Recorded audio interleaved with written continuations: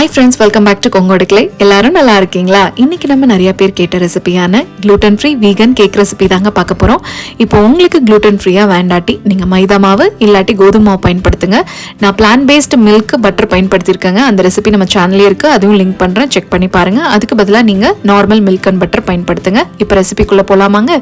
இதுக்கு first 1/4 cup உருக்கின plant based butter எடுத்துக்கிறேன். 1/2 கப் அளவு கரும்பு சக்கரை நான் கிறிஸ்டல் ஃபார்ம்ல தாங்க எடுத்திருக்கேன். 1/4 teaspoon vanilla essence, 1/4 cup oat milk எடுத்துட்டு இது ஹேண்ட் விஸ்க்லயே நம்ம நல்லா பீட் பண்ணிக்கலாங்க. இதுல தேங்காய் இந்த பட்டர்ல இருக்கு, கரும்பு சக்கரையும் செய்யறதுனால நீங்க அடிக்கடிக்க திரியற வாய்ப்பு இருக்கு. ஸோ அப்படி திரிஞ்சிருச்சுன்னா மைக்ரோவேவ்ல 1 மினிட் ஹீட் பண்ணி பண்ணுங்க, கரெக்ட் ஆயிடும். இன்னைக்கு நான் பயன்படுத்துற மாவு இந்த gluten free டவுஸ் ஃபார்மோட மாவு தாங்க.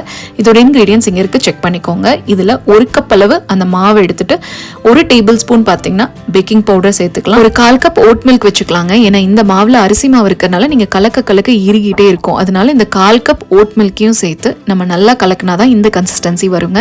இப்போ ஒரு ஸ்கொயர் டின்ல நான் பேக்கிங் ஷீட் போட்டு வச்சிருக்கேன். அதுக்கு இதை மாற்றி 180 டிகிரி ப்ரீ ஹீட் ஆன அவன்ல ஒரு 20 மினிட்ஸ் நம்ம இதை பேக் பண்ணி எடுத்துக்கலாங்க. ஸோ இதை பேக் பண்ணி எடுத்ததுக்கு அப்புறமா நம்ம அந்த டூத் பிக் இன்சர்ட் பண்ணி பார்த்துட்டு உங்களுக்கு கிளீனா வந்துருச்சுன்னா ஓகே, இல்லாட்டி இன்னொரு 2 நிமிஷம் பேக் பண்ணிக்கோங்க. 5 நிமிஷம் கழிச்சு அதை டின் விட்டு எடுத்து ஒயர் ரேக்ல ஆறதுக்கு வச்சிடலாங்க. சாக்லேட் ஸ்பஞ்ச் பண்றதுக்கு 1/4 கப் உருக்கின பிளான் பேஸ் பட்டர், 1/2 கப் கரும்பு சக்கரை, 1/2 teaspoon vanilla essence, 1/4 cup oat milk சேர்த்து இதை நல்லா விஸ்க் வச்சு அடிச்சுக்கோங்க. இதுல 3/4 கப் அளவு gluten free மாவு, அப்புறம் 1 table spoon baking powder, 2 table spoon cocoa powder சேர்த்து இதை நல்லா கலக்கிக்கலாங்க. இது கூட 1/4 கப் அளவு ஓட் மில்க் சேர்த்து நம்ம கலக்கணும்னா இந்த கன்சிஸ்டன்சி கிடைக்குங்க. இது அப்படியே பேக்கிங் ஷீட் போட்டு ஒரு ஸ்கொயர் டின்க்கு மாத்திட்டு 180 டிகிரி ப்ரீ ஹீட் ஆன அவன்ல 20 மினிட்ஸ் பேக் பண்ணி எடுக்கலாங்க. எடுத்ததுக்கு அப்புறமா டூத் பிக் இன்சர்ட் பண்ணி பாருங்க. கிளீனா வந்தா ஓகே, இல்லாட்டி ஒரு 2 மினிட்ஸ் பேக் பண்ணுங்க எக்ஸ்ட்ராவா. இப்போ நம்ம பட்டர் கிரீம் பண்றதுக்கு பிளான்ட் பேஸ்ட் பட்டர், இந்த ரெசிபி நம்ம ஆல்ரெடி சேனல்ல இருக்கு, செக் பண்ணி பாருங்க. இது நான் வந்து ஒரு பிளாக் பட்டர் எடுத்திருக்கேங்க. அதை நம்ம நல்லா வந்து பீட்டர் வச்சு அடிச்சுக்கலாம்.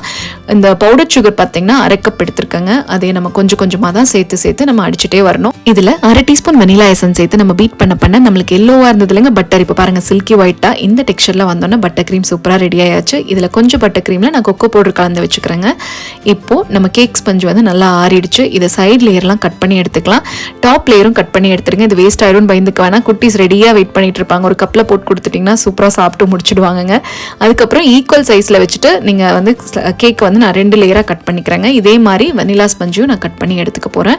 ஃபர்ஸ்ட் சாக்லேட் ஸ்பஞ்ச் வச்சு சுகர் சிரப் அது மேல போட்டுக்கிறேங்க. இதுக்கு மேல சாக்லேட் கிரீம் ஒரு லேயர் போட்டுக்கிறேங்க. சுகர் சிரப்க்கு பவுடர் சுகரும் தண்ணியும் கலக்கி வச்சுக்கோங்க. இதுக்கு மேல இந்த வெனிலா ஸ்பஞ்ச் வச்சுட்டு மறுபடியும் சுகர் சிரப், அதுக்கப்புறம் வெனிலா கிரீம் போட்டுக்கிறேன். இப்போ இந்த கிரீமுக்கு மேல நீங்க வேணா சாக்லேட் சிப் போட்டுக்கலாம், இல்ல ஃப்ரூட்ஸ் கட் பண்ணி கூட போட்டுக்கலாம், இல்ல ஏதாவது சாஸ் கூட நம்ம பண்ணி போட்டுக்கலாங்க. மறுபடியும் அந்த சாக்லேட் ஸ்பஞ்ச் வச்சுட்டு சுகர் சிரப், சாக்லேட் கிரீம் போட்டுட்டு வனிலா ஸ்பஞ்ச் வச்சுட்டு சுகர் சிரப் வச்சுட்டு நல்லா ஒரு திக்கான வனிலா கிரீம் லேயர் போட்டுக்கிறேங்க. இப்போ ஒரு லேயர் பாருங்களேன், வனிலா ஸ்பஞ்ச் நான் கொஞ்சம் வந்து சைஸ் மாற்றி கட் பண்ணிட்டேன், பரவாயில்லைங்க. ஆனால் இந்த கேக் ரொம்ப நல்லா இருந்தது, பார்க்கறக்கும் சரி சாப்பிட்றதுக்கும் ரொம்ப நல்லா இருந்தது. இது ஒரு 15 நிமிஷம் நம்ம ஃப்ரிட்ஜில் வச்சு எடுத்துட்டுங்க. நான் இன்னைக்கு கேக் ஸ்லைஸ் மாதிரி தான் கட் பண்ணிக்க போகிறேன். இந்த க்ரீம் பார்த்தீங்கன்னா, அதாவது பட்டர் க்ரீம் வந்து நம்ம நிறைய அப்ளை பண்ணி சுற்றியெல்லாம் அப்ளை பண்ணி சாப்பிட்றப்ப திகட்டிடுங்க, விப்பிங் க்ரீம் மாதிரி இருக்காது. அதனால நான் இன்னைக்கு கேக் ஸ்லைஸ் மாதிரியே பண்ணியாச்சு. உங்களுக்கு வேணா நீங்கள் சுற்றி கூட நீங்கள் அப்ளை பண்ணிக்கலாம் கேக்குக்கு. இப்போ சாக்லேட் கிரீம் வச்சிருந்தாலங்க, அதுல எனக்கு தெரிஞ்ச கொஞ்சம் டிசைன்ஸ் எல்லாம் போட்டுட்டு அதுக்கப்புறம் சாக்லேட் வச்சு இந்த ஹார்ட் ஷேப்லாம் பண்ணி வச்சிருந்தாங்க. இது கூட எப்படி பண்றதுன்னு நம்ம வீடியோல இருக்கு, நான் லிங்க் பண்றேன், செக் பண்ணி பாருங்க.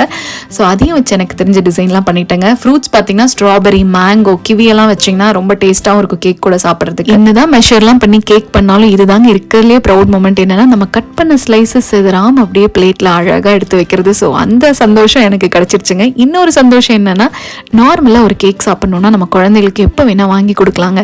அதே இன்டாலரன்ஸ் இருக்க குழந்தைகள் டைரி, gluten, எக் அதெல்லாம் இருக்கிறவங்க ஏக்கமா இந்த கேக் பார்க்குறப்ப எவ்வளோ கஷ்டமா இருக்கும் தெரியுமாங்க. இந்த மாதிரி எந்த ஏக்கமும் என் பையனுக்கு வந்துடக்கூடாதுதாங்க இந்த ரெசிபிஸ் எல்லாம் நான் வீட்லயே செய்ய ஆரம்பிச்சேங்க.